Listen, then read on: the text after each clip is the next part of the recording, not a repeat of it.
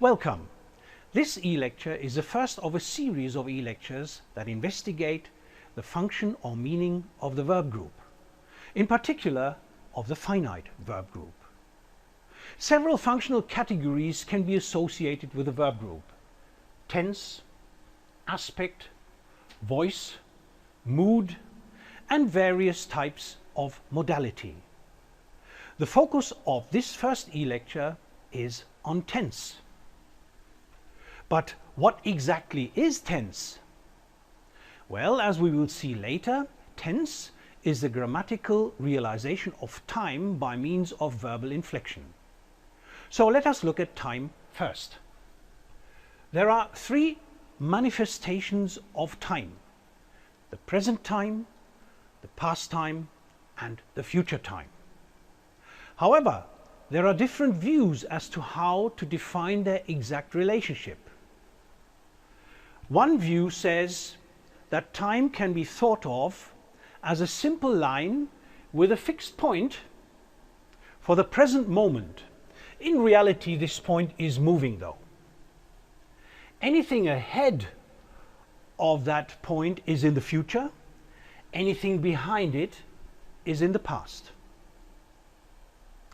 In relating this referential view of time to language, and in particular to the meaning of verbs, however, it turns out to be too simple.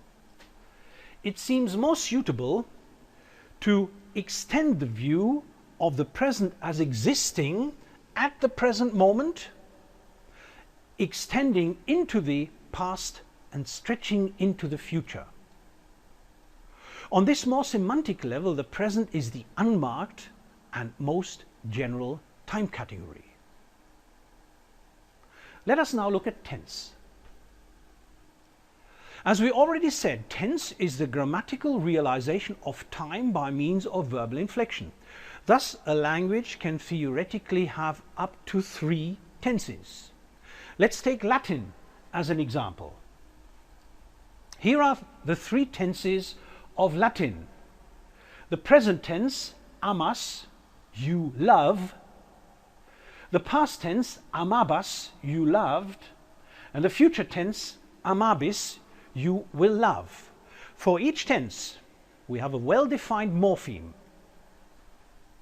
We have ba for the past tense, b for the future tense, well, and a 0 marker for the present tense.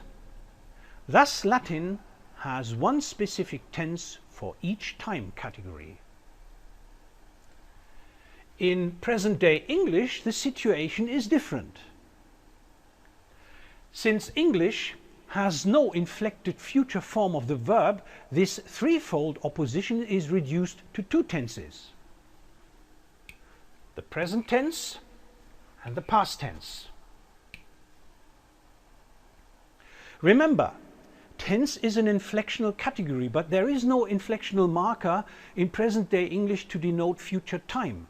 Of course, present-day English has options to refer to future time events, however, not by means of inflection, and thus not by using a special tense. Thus, present-day English has only 2 tenses, the present tense and the past tense. But how are they used? Well, let us start with the present tense. There is some morphological justification for treating the present tense as the unmarked tense, since it is mostly realized by the base or the uninflected form of the verb. The exception may be the third person singular s, which is also used for marking the present tense. So here are the options: either the base form, nothing is added, or the third person singular. These are the morphological options of marking present time. However, the use of the present tense is not confined to the denotion of present time. It can be used to mark, well, present, the first option, or non-present time events. Let us look at those cases where the present tense denotes the present time first. The simple present tense states 3 different kinds for present time. The first is referred to as the state present, as in Margaret is tall or we live near Chicago. The state present is used with stative verb senses to refer to a single unbroken state of affair which has existed in the past, exists in the present, and is likely to continue to exist in the future. So Mary was tall, she is tall, and she will be tall. The habitual present, as in we go to London every year or John drinks heavily, is used with dynamic verb senses to refer to events that repeatedly occur without limitation in the past or the future. We go to London every year. Well, this is a repetitive event, and John drinks heavily. Well, it simply means John is an alcoholic. He drinks all the time, and he does so heavily. The instantaneous present, as in Messi passes the ball to Neymar, or I apologize for my behavior, well, the instantaneous present is used with dynamic verb senses to refer to a single event with little or no duration. It is used only in certain restricted situations, for example in sports commentaries, and with performative verbs that refer to speech acts such as I apologize for my behavior, and they refer to speech acts performed by uttering the sentences. Three kinds of uses of the simple present exist concerning its use for past and future time. For example, we have the historic present, as in just as we arrived, up comes Ben and slaps me. This refers to past time and is characteristic of popular narrative style. The simple present is optionally used with past time reference, as in Jack tells me that the position is still vacant, or I understand that the game has been postponed. Well, here it refers to the past with verbs of communication to suggest that the information is still valid. The simple present also refers to future time events, typically in main clauses with time position adverbials, such as the plane leaves at 8 tonight, at 8 tonight. So examples are the plane leaves at 8 tonight, or he'll do if you pay him, or I'll let you know as soon as I hear from him.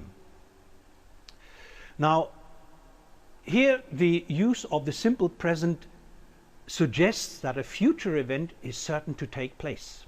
However, its use for future time is much more common in subordinate clauses. Let's now look at the past tense. The simple past is used to refer to a situation set at a definite time in the past. It is formed by the following morphological operations. The most common one is affixation, as in loved, kissed, or hated. And, well, let's include here zero affixation, as in hit or put. Then we have the possibility of changing the base, as in take, took, sit, sat, meet, met, or have, had, where we have a consonantal base change. Or suppletion, as in go, went, or be, was. And then, of course, we can have a combination of them, as in said, for example, where we have affixation plus base change. The past tense combines two features of meaning. On the one hand, the speaker must have in mind a definite time at which the event or state took place. And then we have a second meaning where the event must have taken place in the past with a gap between its completion and the present time. So an extension, an extended line within the past. Like the present tense, the past tense can be used in several ways. Typically, it is used for past time events. The state past, for example, as in I once liked reading novels, archery was a popular sport for the Victorians. The state past is used with stative verb senses to refer to a single unbroken state of affairs in the past. Then there is the habitual past, as in we spent our holidays in Italy when we were young. In ancient times, the Olympic Games were held in Greece. This habitual past is used with dynamic verb senses to refer to past events that repeatedly occurred. Well, and the last example here, the event past, as in the Normans invaded England in 1066. The plane left at 9 a.m. The event past is used with dynamic verb senses to refer to a single definite event in the past. This event may take place over an extended period or at a particular point in time. Like the present tense, the past tense can also be used in contexts that do not refer to the past time. So let us look at these contexts next. There are three special uses of the simple past in this respect. One use refers to indirect speech, as in I thought you were in London. She said that she knew you. In indirect speech or indirect thought, the simple past in the reporting verb may cause the verb in the subordinate reported clause to be backshifted into the simple past. The attitudinal past, as in did you want to see me now, or I wondered whether you were free tomorrow. The attitudinal past is optionally used to refer more tentatively to a present state of mind. Well, and then there is the hypothetical past, as in if you knew him you wouldn't say that, or I wish I had a memory like yours. The hypothetical past is used in certain subordinate clauses, especially in if clauses, to convey what is contrary to the belief or expectation of the speaker. So much for the present and the past tense. Let's now return to the notion of a future tense in present-day English. Is there really no future tense in present-day English? Well, let's finally tackle this question in more detail. Generally, linguists do not talk about future tense as a formal category in present-day English. For this reason, there is no particular inflectional marker for denoting future time. We have several options: go, will go, may go, so we can use an optional auxiliary. We have verb forms such as go versus going, will be going, and so on and so forth. So there are several possibilities of expressing future time. Let's illustrate this on the basis of a general context. The following syntactic options that are summarized over here exist in present-day English to denote future time. The plane, well, let's use the verb leave. The plane will leave now, will leave at 8. The plane is going to leave at 8. The plane is about to leave, so we can use the base form of the verb plus particular forms, either a modal auxiliary will or forms such as is going to, is about to.